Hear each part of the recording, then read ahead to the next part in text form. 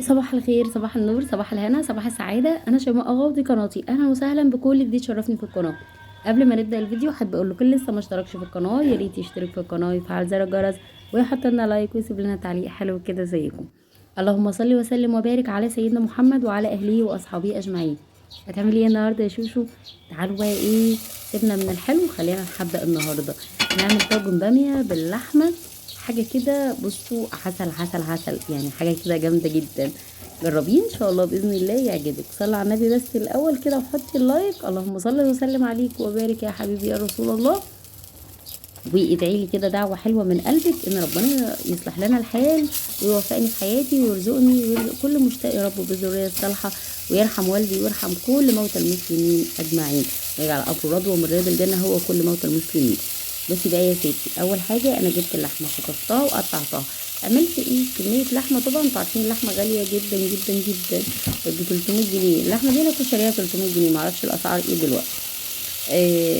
جبت بقى طبعا كذا قطعة كده على قدنا، وجبت معاها بقى ايه شوية مستكة، عود قرفة خشب، عليها حبهان، عليها كمان عودين قرنفل، وقلنا الحبهان خلاص، وورق لورا.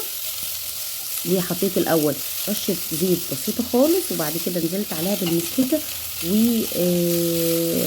والحبهان والورق اللورا الحاجات ديت، ونزلت عليهم باللحمه تاخد تشميعه كده وتتحمر.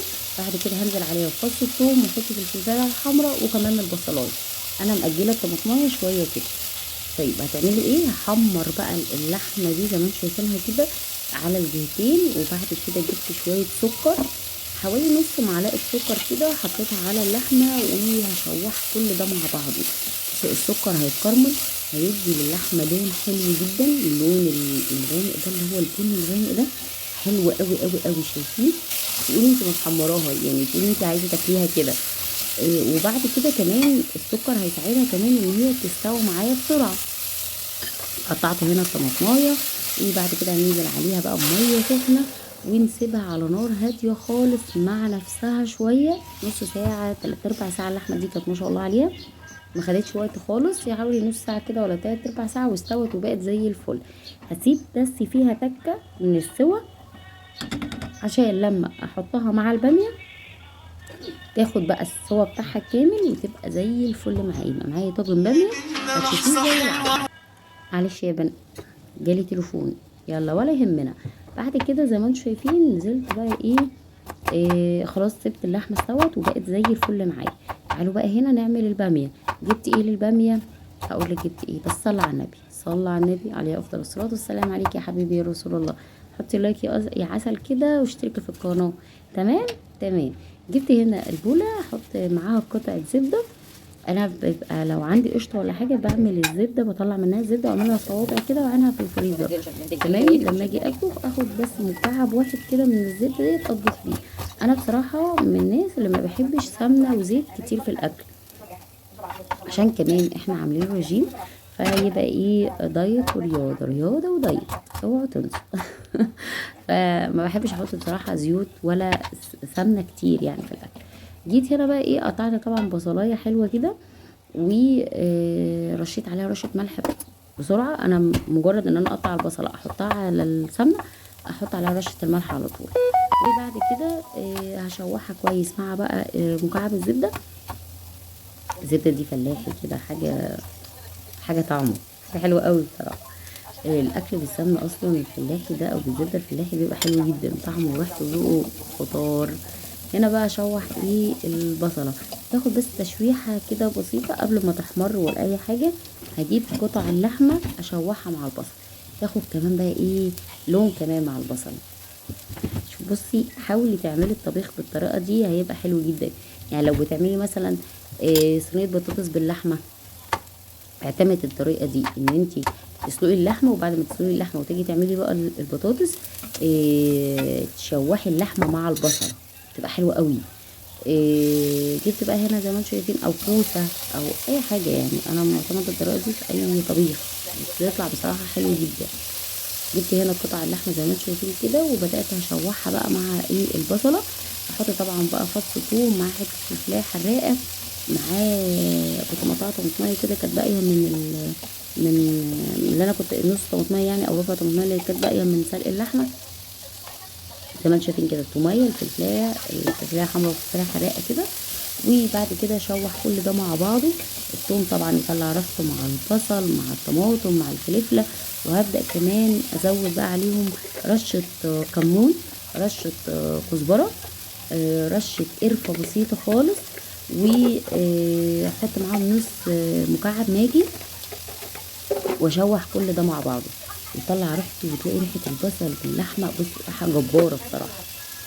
وبعد كده بقى نضيف عليهم الباميه، تاخد برده معاهم تشويحه كده على السريع. انا كنت طبعا مفرزه الباميه وسلقاها وكل حاجه، هاخدها جبتها طلعتها من الفريزر غسلتها كويس، وبعد كده احطها على الخلطه بتاعتنا الحلوه دي.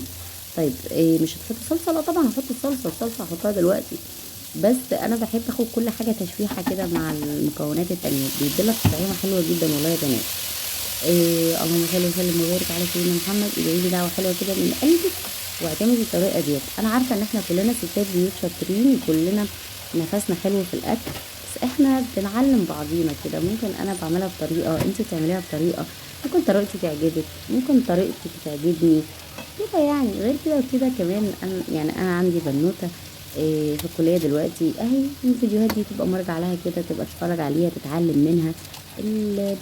البناتات الصغنطاطين اللي لسه متجوزين جداد يتعلموا ياخدوا طريقتي طريقه غيري كده يعني، بنعلم بعضينا يا شباب. وهنا ضفت بقى ايه، تعالي بقى ما اقول لك، خلينا في الوصفه يا جماعه.